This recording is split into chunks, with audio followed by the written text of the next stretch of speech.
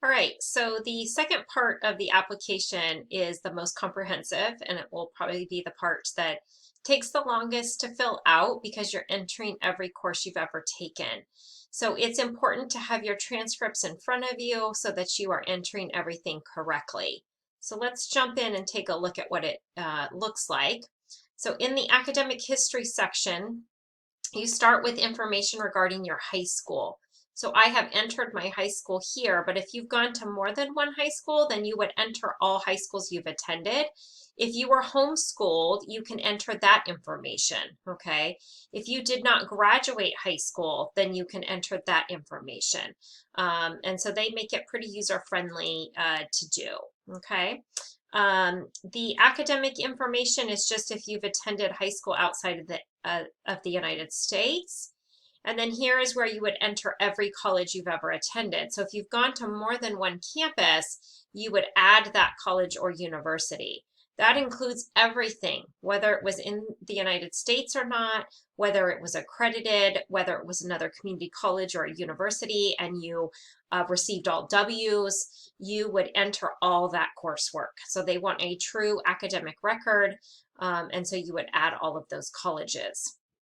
You can see here that I've entered, I started in June of 2018, and that I am still attending. Okay, so here you would not put like spring of 2021, you would mark this box that you are still attending this college.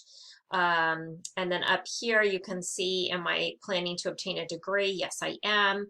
It's in progress. You know, what is it? We're saying I'm a soc major actually, so we're going to change that in here to sociology.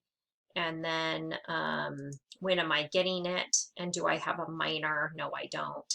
If remember, I'm getting 2 degrees, so then I can select that second one, which was early childhood education. So we'll put that in, and that's it. Okay, so we'll save it. And then there's my college. So by entering my college, I then enter my coursework. And so in here, you know, be sure to read all of this so you have a clear understanding. I'm just kind of going over the highlights here.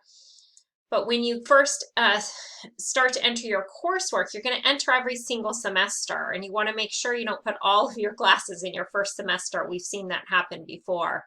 So you want to go add a semester after you finish that first semester and then enter the second semester. So here you can see I started in the summer and I took Counseling 270. So even though that's not transferable, I am including that class in my coursework. And I just want to point out here that you would put 0. So imagine there's a decimal point here, 50. Okay, so that means it's half a unit. And so just imagine that there's that decimal point in the middle here. I received a pass grade, and this pass grade typically just, you know, copies this, but sometimes you have to put the pass, or if it was a repeat in there. And then is it transferable? Okay, so the AP credit doesn't mark transferable automatically. You have to mark it as transferable. As far as the units for the AP, some AP tests give you 3 units and some give you 6. And you want to look at to see what does the CSU grant you for units, not what does SRJC grant you, because those are different. And so we have a link to the AP information in the Canvas page. So the term of summer 1, you can either select summer 1 or summer 2, and you want to go ahead and select summer 1 for all of them. It's fine. And then it asks you, what level were you?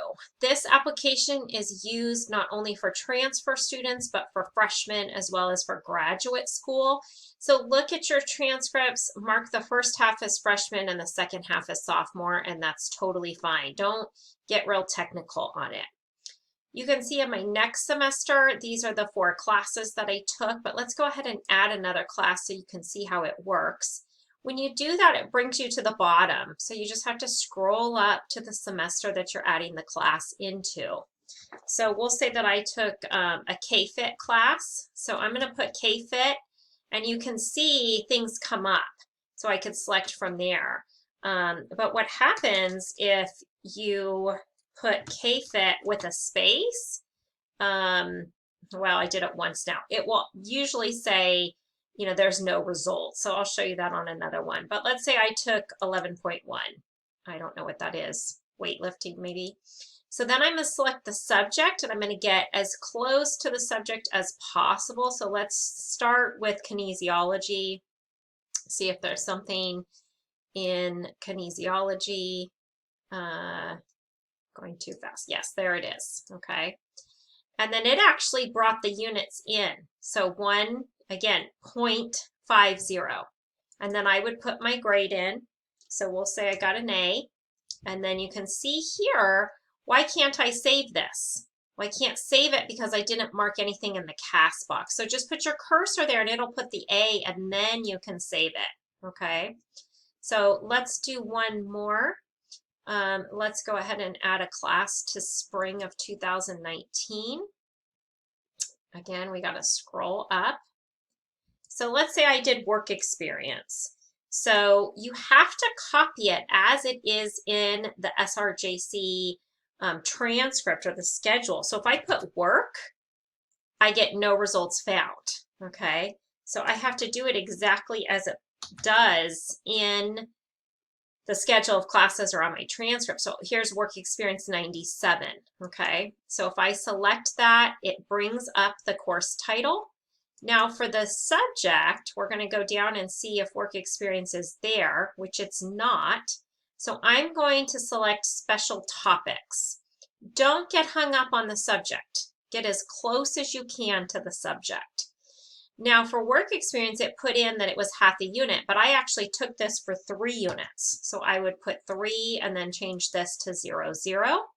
And then here I would put in my grade again. I'm going to take special topics out just for a second, just to make a point. Now here, my CAS grade, it came over, but I still can't save it. And the reason I can't save it is because I haven't selected the subject. So now if I go down to special topics, I'll be able to save it. So this is the thing, it gets a little bit frustrating because you can't figure out what is it, why can't I save this? So you want to make sure every single box is filled out on this one. Now you can see for political science 1, I put AR. That's for academic renewal. That means that I earned a D or F grade. I filled out a petition with SRJC to be forgiven of that grade. And so now on my transcript, those units are bracketed out. So I am putting AR for academic renewal, and I am not marking that box as transferable, okay? I'm not putting a check mark there. Let's look at a few others that might be of special circumstance. You can see here for Psych 3, I put RP for the grade, and that means I've repeated it. So I took it once at SRJC, I earned a D or F grade, and then I repeated it the following semester and I earned an A, okay? So I don't want a D or F as well as my A calculated into my GPA, and so I am putting RP for that first attempt and A for the second attempt. You can see in spring of 2020, when we all went to distance ed, it was way too much for me. So I withdrew from my classes except for that Psych 3. And so I have W's, and so I put the W's in. For fall, these classes are what are in progress. And for spring, this is what I have planned. Okay, so I just want to point out a couple things in the subject area. If you took LAR 10, the subject would be library science. If you took child development, there is no child development, there's only child psychology, so pick child psychology, and then there's that special topics. Again, do not get hung up on the subject, just find what works the closest to whatever class it is that you took. If you're still uncertain and want to send us an email, you're free to do so. So now in my college coursework, I can come here to calculate my transfer GPA and see what they have that listing as. And so I have a 3.64 is what the system is saying. I could compare that to my SRJC transcript to see, do they match? And then have you completed entering your transcript? Yes, I have. So I'm going to save my transcript and I'm going to go to the next section. So here for general education, it pulled all these classes for me. So it pulled my communications and my English and so forth. I didn't have to put anything in here. If you took speech 1A or speech 60, you might have to go in and select that yourself because that got changed a couple years back and the system may not be recognizing it. And then for standardized tests, this is where I would enter my AP, CLEP, or IB exams. So remember, I put that in my course, college coursework information, but it would also go here. So I took AP World History. Have I already taken it? Yes. The date, if you can't remember the exact date, just, give an estimate. And what was my score? And then I would save this test or I would add another test. Okay, so you can see the academic history now is complete, as is the personal information. So these sections are now done, and we'll move on to the supporting information next.